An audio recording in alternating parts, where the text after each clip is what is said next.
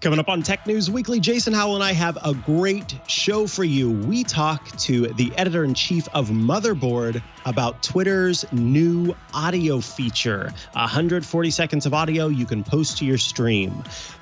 Is it easy to moderate? Is it difficult to moderate? I think you can make a guess, but Jason has so much more information for you there. Plus, we talk to 9to5Mac's Zac Hall about WWDC, Apple's Worldwide Developers Conference, which is just around the corner. Before rounding things out with our stories of the week, the FDA just approved a video game as a type of medication. What? And Google has a new project for you. It's like Pinterest, but it's done automatically. All that and so much more coming up on this week's episode of Tech News Weekly. Tech News Weekly is brought to you from TWiT's LastPass Studios. You're focused on security, but are your employees? Well, LastPass can ensure that they are by making access and authentication seamless, whether they're working in the office or remote. Visit LastPass.com/TWiT to learn more. Podcasts you love. From people you trust. This is TWiT.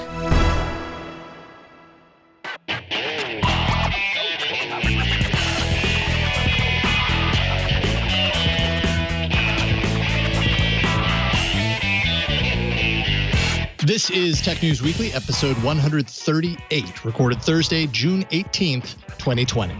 This episode of Tech News Weekly is brought to you by IT Pro TV. Learn the ins and outs of IT careers and get the most up-to-date training with IT Pro TV.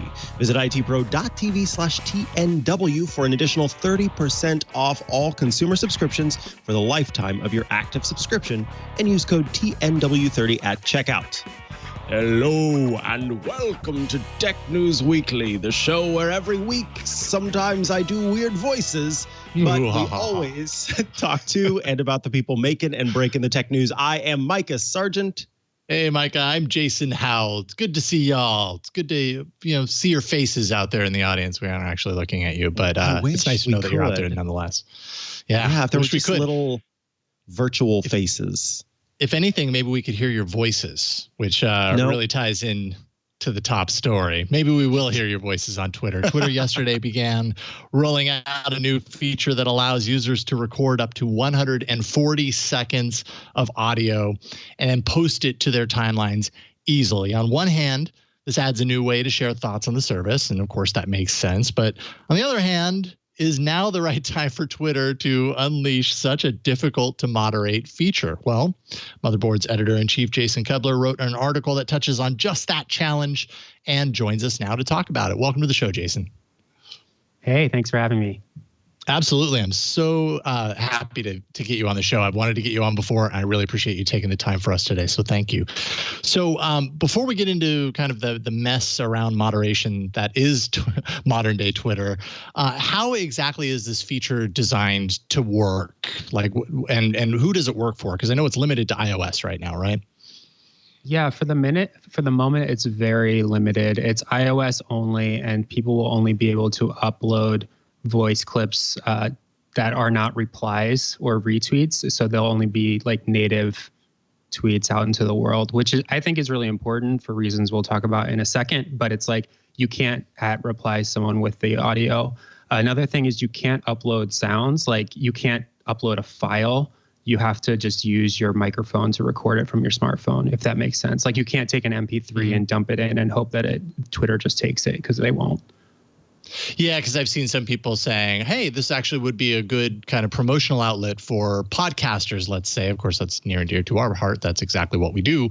But like taking a clip from a podcast and just releasing that as a 140-second kind of tweet isn't going to work unless you're recording it through a mic. It might kind of diminish the purposes in the first place. Right. It's kind of a cool idea, I think, because you could imagine a scenario in which a band would want to debut a song on Twitter or, like you said, you do an audio clip of a podcast. That's something that we want to do as well. But right now that functionality isn't there. And instead they just it seems like they want it to be voice notes, which we do know are quite popular, especially in other countries. They're very popular in South America on WhatsApp, people just sending voice notes back and forth. We've also seen other apps try things like this in the past. But they're rolling it out to such a small group of people right now. Like, even though I have iOS, I can't use it yet. So I haven't seen a ton of voice tweets out in the wild yet. I don't know if you have. I've seen a few here and there, pretty much journalists saying, hey, I'm testing the feature, and that's about it. Nothing of real substance, I would say. Mikah, what about you?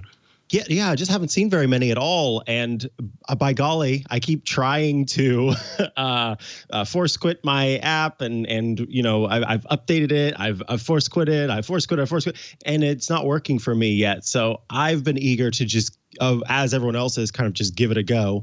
Hey, I'm just chilling in Cedar Rapids or something that I can put on there. And it's not currently an option for me. So yeah, I haven't seen too many people using it. But I've certainly seen all the hot takes about it. I mean, and it's currently, early days on this feature. Like, I remember in the very, very beginning days of Twitter, just as a service, it was like, what do I do with 140 characters? I guess I tell everybody that I'm eating lunch and what I'm eating. People are going to, I imagine, as they get more familiar with this feature, understand why they might use it or what an audio tweet is good for versus what it's kind of a waste of time for or whatever. You mentioned in your article, you bring up the topic that really sprung to mind for me when I first kind of, when I started seeing these pop up is, wow, like for me it was, dang it, I have to actually listen. I can't read a transcript, which is usually what I do when I'm searching through my feed and I see video. Often I don't even listen to it. I just read the transcript that might appear there. But that's not happening here. You kind of take that one step further and say, well, yeah, moderation about these audio files is going to be incredibly difficult. Why so? What makes this particular feature so difficult to moderate? Well, the problem is you just have to listen to it, which it sounds very basic, but it's like, of course, there are audio transcription services, but they're not super widely used. They're not always very accurate. And yeah, the first thing I thought when I saw this is like, A, did Twitter think this through? B, who was clamoring for this? And C, are we now going to have Nazis in our replies sending death threats, and that's like a very, it sounds crazy, but that's a very real concern. There's a super well documented history of harassment and moderation problems on Twitter that date back a decade. Twitter is, it's had very real conversations about whether they should allow white supremacists to stay on the platform so that people can see this do counter speech, which is kind of out of fashion in the academic community about how things should be moderated. And then you're adding audio, which, as you mentioned, is a much harder type of content to moderate. And the reason for that is, if it's an image, you can look at it real quick and you can say, okay, is this graphic? Does this violate the rules? Same with text, you can read it very quickly. But with audio, if someone uploads an hour of content, which in this case, Twitter's only allowing 140 seconds, but if you go over that 140 seconds, it will automatically thread the tweets. So you could imagine someone reading a manifesto on Twitter or what have you, and you'd have to have someone listen to that in the absence of AI tools that automatically transcribe it, which I asked Twitter about yesterday, and they said that they currently don't have any AI. So it sounds like human moderators are going to be listening to this and having to decide whether or not it violates Twitter's rules. Man, when I think about that, when I think of kind of the potency of how Twitter and other social networks have been used for hate speech and for people just piling on other people and making them feel like complete crap, if not fearing for their lives in many cases, that's words on a page, which is one thing. Actually hearing the sound of that voice, potentially hearing the hate behind that voice, that's a frightening thing to consider, something just dropping into your feed. It really does take it to another level. Not having AI to analyze this means that it's a huge mountain for Twitter to potentially figure out how they tackle this. And if people are talking about it right now, you better believe it's going to happen. Have we heard of any of this already happening at this point? I realize it's a day later, one day into this grand experiment, but a lot of people have said this is going to happen, but have we seen it yet? Have we heard of any yet? Yeah, so I haven't seen it on Twitter, but I think one of the reasons why I feel confident saying that this is probably going to be a problem is because you have things like voice chat on PlayStation 4, on Discord, things like this, where there's tons of racism, there's tons of toxicity there, and a lot of the moderation might happen after the fact because it's happening live. And it's like you said, I mean, if you hear someone's hate, like that can be, it's just a lot more visceral than text, I think. So we haven't seen this. And I mean, to be clear, like I'm getting a little bit ahead of myself. I think we all might be. I mean, it's possible that this rolls out and it goes fine. I think there's like one of three options. It's like this rolls out and no one uses it and it goes away and it's a weird footnote. I think that's very possible. Another is that it's like a huge disaster, like kind of right before the election. And you can, like, it's a very heated time right now. I think that that's like pretty likely. And then there's another option where Twitter beefs up its moderation, beefs up its AI, and it ends up being no more of a problem than moderating tweets. And I think that there is a possibility that that happens because you have to remember, like, Twitter has Periscope. Twitter allows for uploading videos. Like, it's not like Twitter is text only. I would just point to the fact that Twitter hasn't done that great of a job at moderation on scale. We did a big feature last year, and it's like they have fewer human moderators than any of the other platforms, which is fair because it's a smaller platform than YouTube or Facebook, but they have like orders of magnitude fewer. And so they are not responding to reports very quickly, and they've been criticized over and over for it. Yeah, right.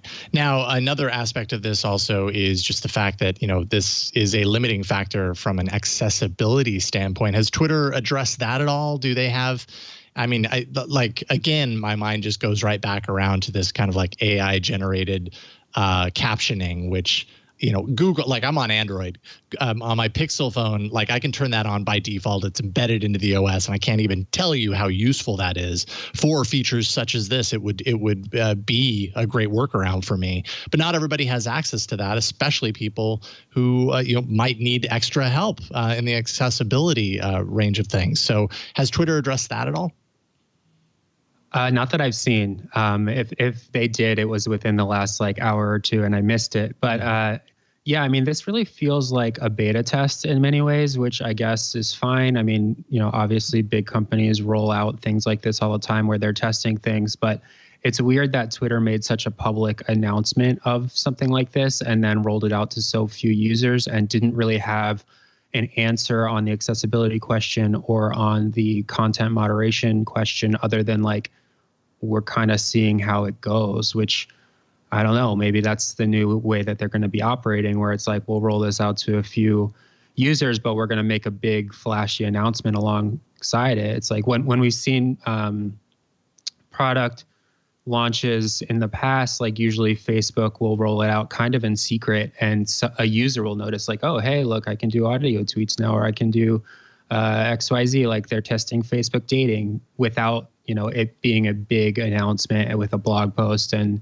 a very public tweet. So yeah, it feels like they're kind of just like putting it out there and seeing what happens, which is a little scary.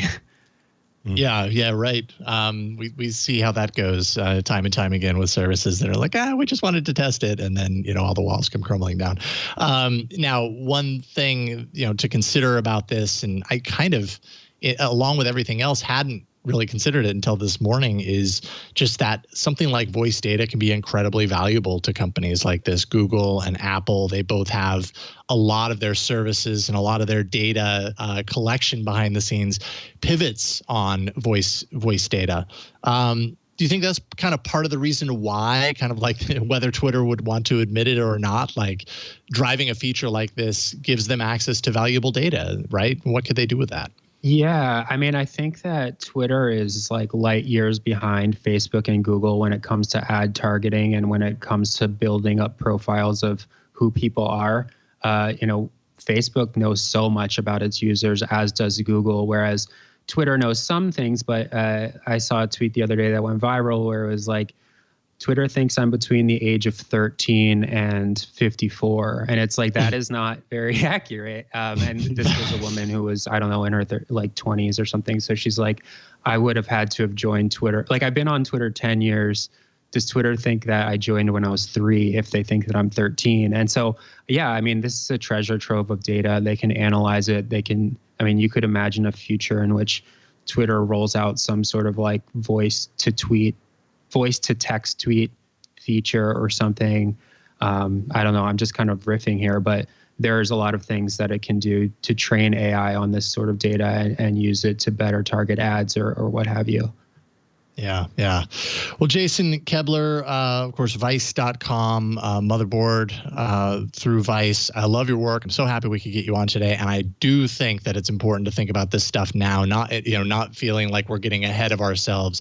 Now, like early on in a feature like this is when you think about this stuff so that it doesn't become a bigger snowball than you can manage later. So I'm happy that you wrote this. It really got my mind thinking, and I appreciate your time, Jason. If people want to follow you online, where can they do so?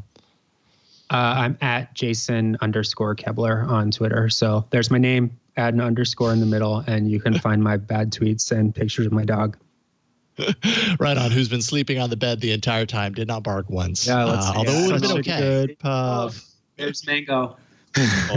Would have been totally fine. Actually, it would have been a bonus if your dog had barked. But we appreciate both of you joining us today. Thank you, Jason. All right. Have a good one. Thank you. You as well. Take care. All righty. Up next, Apple's Worldwide Developer Conference is just around the corner. What can we expect? Well, we will answer that question shortly. But first, this episode of Tech News Weekly is brought to you by IT Pro TV. If you're interested in an IT career but aren't sure where to start, IT Pro TV has taken the guesswork out of it all. IT Pro TV's learning coaches will help you navigate the IT career roadmap and will assist in finding the perfect career that's right for you. You can sign up for a premium membership and let an expert guide you. You'll start by setting goals, and your coach will implement an IT training program to help you reach them. Their extensive IT career paths library can assist you in learning more about the different IT careers and help you pick which one is best for you. From entry-level IT to cybersecurity, you can learn the ins and outs of them all as a jumping-off point, such as what you'll be doing and how much you have the potential to make. Once your training is complete, IT Pro TV takes it a step further and helps assist you in finding the career of your dreams. IT Pro TV also has a learning coach for teams. You can engage and grow the skill base of your team members through a corporate premium membership. There are over 4,000 hours of IT training that are on offer, as well as being the official video training partner for CompTIA. And plus, they have 12 CompTIA on-demand courses, including CompTIA A+, Network Plus, and Security Plus certifications. Now is the perfect time to maximize the potential of your team and help them get the certifications they need to become successful. Let IT Pro TV guide you into the IT career that is best for you. You just head to itpro.tv/TNW and use the code TNW30 to receive 30% off all consumer subscriptions. That's itpro.tv/TNW and use the code TNW30 for an additional 30% off for the lifetime of your active subscription. IT Pro TV. Build or expand your IT career and enjoy the journey. Thanks so much to IT Pro TV for sponsoring this week's episode of Tech News Weekly. All righty, folks. WWDC 2020 is right around the corner. And I did have to do a double check there. Is it 2020? Yes. And we all want to erase 2020. But yes, unfortunately we can't. But I don't want to go back. I want to keep going forward. So WWDC 2025. So excited to talk about the next versions of iOS, macOS, tvOS, watchOS, etc. And to help us get prepared for WWDC, we have 9to5Mac's Zac Hall here joining us. Hello, Zac. Hey, everybody. How are y'all? Doing well. I am loving that artwork on your wall. Can we just go back to that for? Oh, yeah. Very cool. Very cool. I'm jealous. Look at my wall in comparison. Oh, nice. Nice enhancement there. Nice. Yeah, that's fantastic. And then I've just got this here. So that's great. So much showing me up. It's a canvas. Yeah, exactly. There's so much to do on it. So let's talk about this first. Let's set everybody's expectations. Typically, when folks think of Apple announcements, I think they think of hardware. Can we expect any hardware at this event? And what else, if Apple's not announcing hardware, what else will they be announcing? Yeah, that's a good question. Hardware-wise, we think we're probably on track to see a new iMac, the first redesign since 2012, which was a very minor redesign. So this will be a big deal where you kind of take the iMac that has this known look for the last decade and you make it look more like a giant iPad minus the touchscreen, but just having very thin bezels and a whole lot sleeker. And so that's what feels like it's guaranteed for hardware. We also think that for this WWDC, we'll see the first stages of the Mac transitioning from an Intel chip to an ARM chip, which may involve some like pre-released hardware that developers can use, or maybe, it involves the iPad. We don't know yet. But that's for like future hardware into mid next year to have new Macs that have the same chips as like iPads do. So you get all those benefits. Okay. So quite a bit for sure. So let's talk about what we can expect from iOS, the next version of iOS. So we currently are, rocking iOS 13. There've been some updates recently that added new features. But what do we know? I think 9to5Mac of any site seems to have been reading not even just the tea leaves, but the code bits, as it were. And so maybe talk about, some big highlights that you think we can expect for iOS 14. Yeah, the whole recipe for the tea. So it's kind of two parts to WWDC, I think, next week for iOS. There's iOS 14, which is going to be the big new deal. But then there's also iOS 13.6, which I think we'll see announced next week and released soon after. For that upcoming release to iOS 13, we believe we'll see Apple News Audio, which is this new feature within the Apple News Plus subscription service, where instead of just digital magazines and newspapers, you also pay and you get access to like author read or, maybe even just names you recognize reading news articles. So it gives you a different version than just what you can find on the web. So that'll be a new thing. We also believe we'll see Car Key, which is a feature that lets you use your iPhone or Apple Watch to unlock your car and start your car versus having a key fob or a remote or an app even. It'll just be like proximity based. And those things seem to be ready and baked in probably to iOS 13.6. For iOS 14, there's a lot of stuff there. We think that we'll get a new AR app from Apple that will work with some stuff from Starbucks and other places that'll kind of be the first like built-in demonstration of augmented reality. We think HomeKit will have a big change where there'll be features to like change the color temperature of your lights throughout the day based on sunset, improvements to the way that the Apple TV can work with audio, like with HomePod, for example. And there's a new feature in iOS 14 called Clips for developers where you can have like a portion of an app be available to use without downloading the full app, which is kind of a version of an Android feature that'll be coming to iOS, we think, next week, or at least with 14. Interesting. So I hadn't heard about Clips. Certainly, it's an oldie Clips, but a goodie. Yeah. Yeah. The Clips that I think of is that app that very few people use that lets you do video and stuff like that. But the fact that this lets you have some content without even having to install the app, that is some very interesting stuff. So I'm looking forward cool stuff to you can do with AR and proximity with NFC, so that you could like maybe wave your phone near a display and have what you need to like pay for parking with Apple Pay or like book reservation, see a menu, those kind of things. So we think we'll see some cool examples there. Yeah. I'm looking over. Can I jump in real quick? I'm looking over this list. And my eyes are like landing on the tweaked home screen. I'm just realizing like some of these changes are super like Android, right? Like you mentioned in the article, or is it Chance that it was Philippe wrote the article that I'm looking at, but he writes that the home screen widgets on the home screen potentially coming soon, maybe not at that WWDC, but somewhere down the line, and then having some sort of like a sorted list, like an alphabetical or sortable list of all your apps on the device. It's so interesting how both sides really borrow from each other. Given a long enough amount of time, it's like they all end up merging into the same kind of bubble. Yeah, Apple's been super hesitant to do widgets on the home screen, like even on the iPad where you've got this gigantic screen and lots of blank space to fill it with widgets.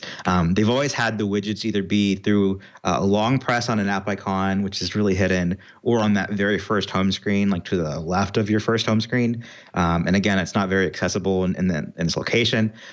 So hopefully this has at least been in the works. We don't know what has happened since like December when this was all in progress from what we saw. So it could be that COVID-19 has had an effect on what they do work on and what gets released. But it's certainly being considered. And the list view thing, it could be that homepage 0 becomes like just an alphabetical version of your apps or, however. So we do think that there'll be some visual change there, hopefully both on the iPhone and the iPad. We didn't find any indication that it was just the iPad. So that's good news. Yeah, that's kind of I tell you, I really would love. That was the one thing that I always dug about Android, or I should say, continue to dig about Android. Sure, is the widgets. So let's talk about. I know you do a podcast about the watch. Let's talk about watchOS. What can we expect? The big headline features for watchOS. Yeah, so watchOS 7, one of the big things, I'm a dad, I've got 2 kids, is better parental controls for the watch. Right now, if you want to give your kid an Apple Watch, you also need to give them an Apple ID and an iPhone necessarily. Starting with watchOS 7, we think that the parent can set up an Apple Watch for the child, and it'll be in this mode that doesn't require an iPhone. Then you get the benefits of like communication and location sharing without having to have that big investment in an iPhone and plan. So that'll be really neat. There's a thing called school time, which is when the kid goes to school, you set these hours where the watch is restricted to certain apps and complications and maybe watch faces. And that'll be neat because right now there's, you can do anything you can do with a smartphone on an Apple Watch in school, and kids find ways to take advantage of that. So there'll be a new parental control feature for that. And then there's some stuff that kind of we don't know if it's going to be in software or hardware required. So it could either be next week or this fall with an Apple Watch event. But things like sleep tracking has been long in the works, and we think it's really close to ready, if not done. We don't know if it'll require new hardware or not, but we hope it doesn't. And then the ability to take a blood oxygen sensor measurement so that you can see the blood oxygen level at any time, which is something you can do with like $10 and $20 fingertip accessories. But to have it built into the watch would be a big convenience.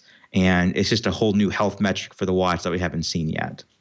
Yeah, I'm really hopeful for that one. Looking forward to that. Let's talk about the big kahuna. That would be the Mac. What are we looking at with macOS? Yeah, with macOS, the big story I think is going to be this year will be the transition from Intel chips to ARM chips to Apple custom design chips based on the ARM format. So what that will mean is you'll see in the future Macs that behave more like iPads in terms of performance, where we've been doing like these Geekbench test scores on iPads for a long, long time, and we see this single core score is faster than the newest MacBook Pro, for example, and it just feels wild that like, okay, but there's different operating systems and different capabilities. It would be great to have that iPad chip in the MacBook Pro, and we think that by next year that will start. But you've got to prepare the apps to work on the ARM chips and not just on Intel chips. So this will be the transition announcement of that, where we see here are the tools, get to work, and then by next year there'll be hardware that you can buy that uses it. And then some small things like one of my favorite things is that messages on the Mac we think is going to be replaced with what's called a Mac Catalyst version, which is taking the iPad app and bringing it to the Mac. And so there's a lot of features you can do on iOS with messages, with sticker packs and message apps and Apple Pay Cash to send money to people. And you can't do half of those on the Mac. And if you can, they're not done very well. So we think that we'll see that app be replaced by a much better app that'll have new features in the same kind of cadence as iOS. All right. Yeah, I've kind of waited for that myself. Some of the things we can do on iOS that we can't currently do on our Macs. So hopefully more of that. I guess last, any other things that you are looking forward to, that you've heard rumored, that you think is worth talking about, that maybe we haven't hit so far?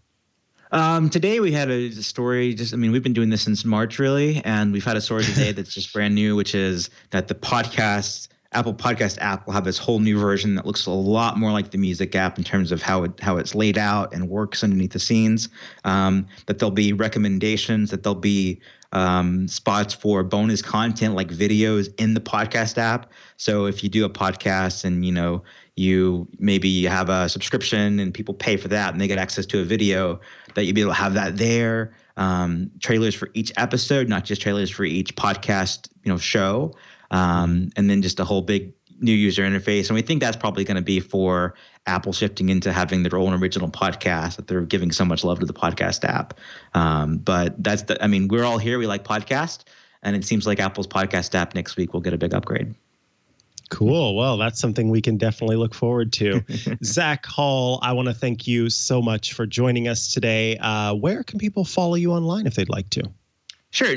Work on 9to5mac.com as a lead editor. I do a space site now, which is in the network called spaceexplore.com. So that's linked from 9to5mac if you look for it. And then the big new thing you mentioned, I've got a watch podcast called Watch Time, and we're doing a virtual 5K for WWDC. And what it is if you run or walk a 3.1 mile run or walk, then you get entered into a giveaway to win one of between 500 and 1,000 9to5Mac stickers. And it's going to be really fun. So you go to wwdc.tempo.run to find out how to sign up for that. Cool. That's awesome. Nice. Well, cool. Love it. Thank you. Yeah, we do appreciate you joining us again. Thank you, Zac. We'll talk to you soon. All right. Story of the week. Is it stories of the week or is it story of the weeks? It's stories of the week. I think that's right. I knew that the second came out. Story of the week. Yes. Yeah. Of those. The FDA just approved the first prescription video game. Apparently this is a first. It's for kids with ADHD, attention deficit disorder. The U.S. Food and Drug Administration basically did something that we've not seen before by approving the video game. It can legally be prescribed as medicine. The game is called Endeavor RX. It was formerly called Project Evo or EVO by a company called Ackley Interactive. It's for iPhone and iPad right now. I don't know if there are any plans to bring this to Android. Kids ages 8 to 12 years old with ADHD. And you can see a little bit of the gameplay right now. If you're watching the video, the game involves kind of like dodging obstacles, collecting targets. I don't know, like describing it like that, it sounds like a video game. It sounds like any old video game. But apparently this game in particular has been put through 7 years of clinical trials, 600 children tested. And when prescribed, because I think it's still kind of early, like it's not being actively prescribed yet. There's a wait list that you can join. But when it is prescribed, they're recommending 25 minutes per day, 5 days per week, 4 weeks. And after doing that for 4 weeks, they saw 1/3 of the kids that were tested had, quote, no longer any measurable attention deficit on at least one measure of objective attention. So turns out playing this video game actually improves your ability to be, to hold your attention to things. We're so used to thinking of video games as like distractions. And apparently this is the opposite. So when I was back when I was in college, I was listening to a podcast from a couple of dear friends of mine now, who at the time I didn't know personally. And one of them, he is a podcaster as well. And also he has 2 daughters that are on the autism spectrum. And those 2 daughters were also diagnosed with ADHD. And in the process of getting this ADHD diagnosis, the guy started to realize that some of the symptoms that their doctor, the daughter's doctor, was talking about were things that he had experienced. And he was always, growing up successful in school and didn't have any issues. And so typically those two are associated. The idea that you would perform poorly in school if you had ADHD. And so that's kind of what teachers would look for in order to sort of suggest suggest to the parent maybe that the child needed to be tested for it. He went and was, talked to a psychiatrist about it, and the psychiatrist said, yeah, that sounds like a lot of the symptoms, and he ended up being diagnosed with ADHD. In talking about that on this podcast, I came to the realization that many of those struggles were things that I had experienced as well. I wanted to be certain with all reasonable doubt cast aside that was something that I truly had. So I took things a step further and went to what's called a neuropsychologist, where not only do they talk to you and sort of get your backstory, but they also do an electrocardiogram and some other physical diagnostics to determine if you have a condition. And so my brain was scanned, and I came in after this, I think it was a 3-month process, and he's showing me my brain waves and showing these areas of high energy that are meant to be on level, while some areas were low that were meant to be on level. And so it basically showed that I had ADHD, and he called it a specific form of ADHD called high IQ ADHD. And essentially what that means is that the intelligence quotient of a person masks many of the symptoms of ADHD because you are essentially using that intelligence to continue to achieve, even though it's at a much more difficult level for you because of the ADHD. So all of that's to say, I was diagnosed with ADHD, and whenever you shared this story, this made me happy because there are many different types of treatments that kids and adults can use for ADHD, and some are more severe, some are less severe. Many of them, of course, are tested and tested and tested, but this was tested for, I think they said 7 years, 7 years of clinical trials, and with the playing this game, it showed that it actually did help with one measure of objective attention, and didn't have that deficit. That's huge. That is gigantic. There is a body of research that suggests that our motor cortex plays a role in ADHD. And when you exercise your motor cortex more, you then are helping the underlying conditions of ADHD, the underlying symptoms of ADHD. And so hand-eye coordination and things like that are often lessened in folks who have ADHD. And so by strengthening that, you actually improve upon it. So originals research and treatments involved some hand-eye coordination games. So I'm not surprised that a video game where you're sort of dodging obstacles and collecting targets would help to strengthen the motor cortex. So all of this is very fascinating to me. I love it. I think this is great.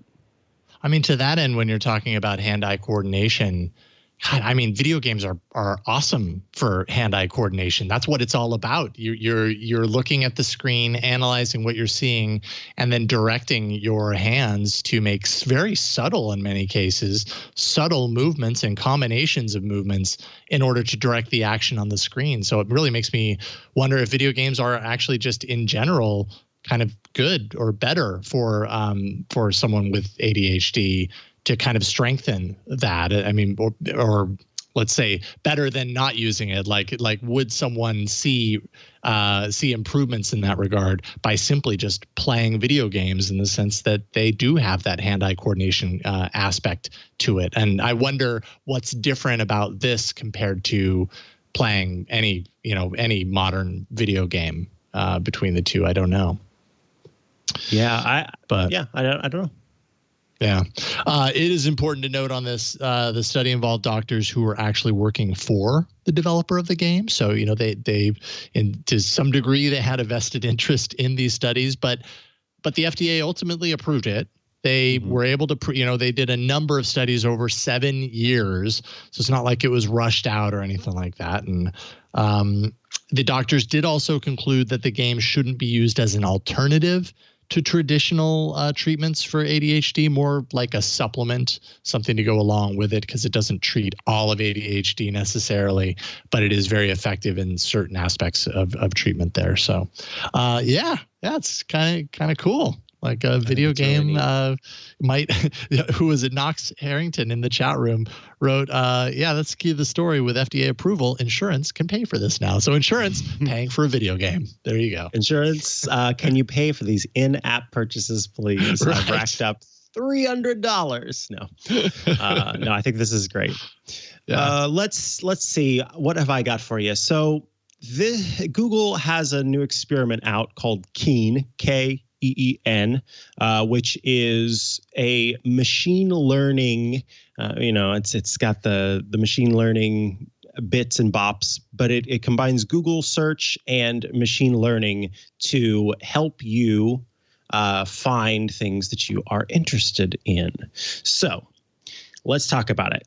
You may be familiar with Google's search feature that lets you get an email anytime something within a search term pops up on the web. So, for example, maybe you've got an aunt who is an excellent photographer, and you want to make sure that you get all of her latest work. And so you type in Aunt Ilda's name into the Google search feature, and it says, email me anytime Google finds a new result with Aunt Ilda involved.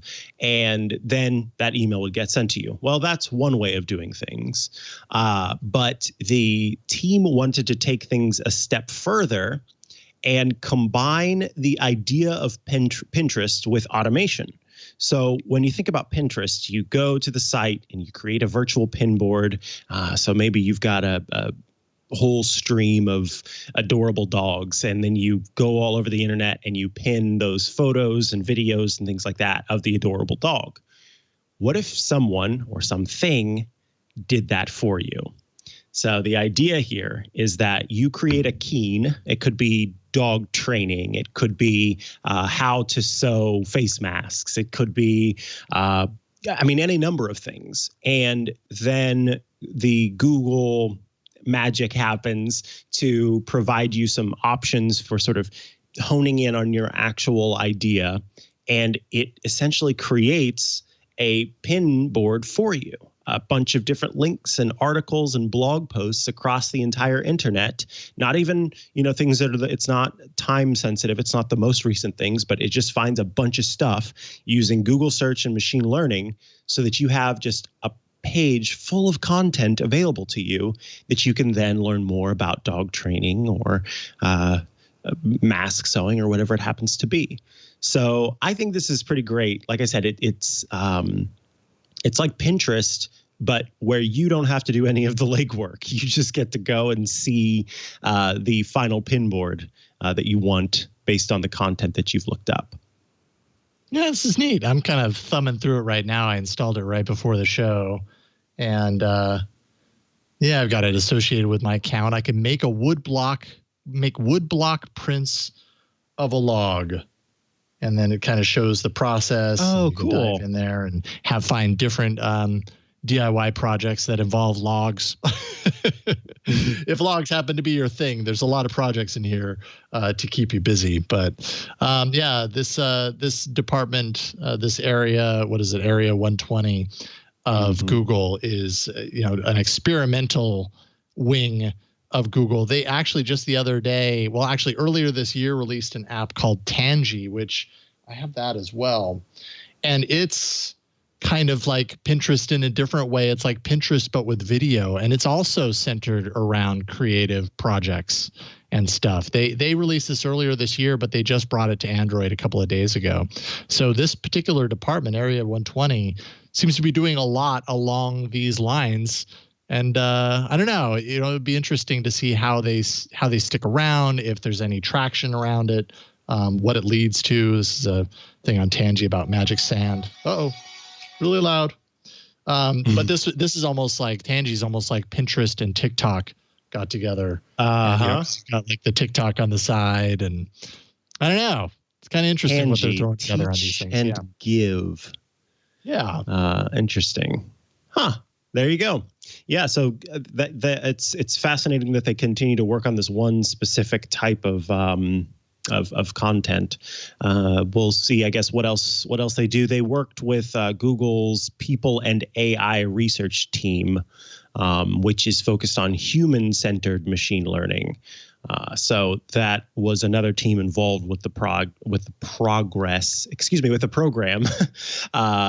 that created this. So yeah, nice. Pinterest and Keen and Tangy. Yeah, whole lot of things to look towards if you're looking for creative stuff, creative things in your life, or to just share to them as well. Pretty neat stuff. Something tells me, though, this is Google. Like, something tells me these things are going to be around for like a year, maybe. They disappear. Google will be like, yeah, I don't know why, but nobody really used it, so we're getting rid of it. Yeah, exactly. Goodbye, Tangy. We hardly knew ye. That's what we can look forward to. That is the show, Tech News Weekly. Thank you so much for watching and listening each and every week. We publish the show every Thursday at twit.tv/TNW. That is the show page on the web. So you go there, you can find links to how to subscribe to our audio feed, our video feed, podcatcher of choice, link out to YouTube, subscribe there. Really, you just want to subscribe so you don't miss a single episode, and we appreciate when you do that. We do. And of course, you can follow us on social media. We are at Twitter on social media. We're at Twit on Twitter. We're at twit.tv on Instagram and at TwitTalk on TikTok. If you want to tweet at me, I'm at Mikah Sargent on pretty much all of the social media platforms. And then, of course, you can check out Hands on iOS. Today's episode is about cutting back on those calls, those robocalls and random callers, people you don't know. That is so obnoxious, and there's a simple step you can take in iOS. Head to twit.tv/HOI to subscribe to that show. What about you, Jason? Well, I don't mind spam calls. So you just load me full of spam calls and I'll listen to them. No, I won't actually. There are ways on Android. I don't know how good they are compared to iOS on blocking spam calls, but I definitely am curious to know how iOS does that. I'm at Jason Howell on Twitter. You can find one of my other shows, Hands on Android. New episode published right before showtime here. And it's all about Android 11 Beta 1, which released last week.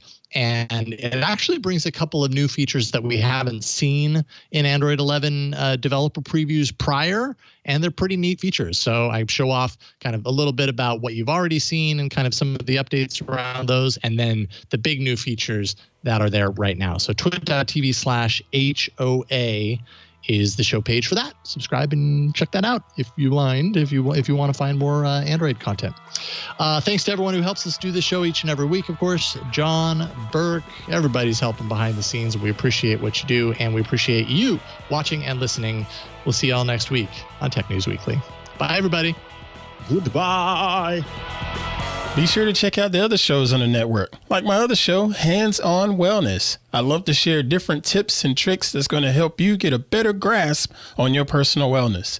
Just go to twit.tv/how and subscribe now.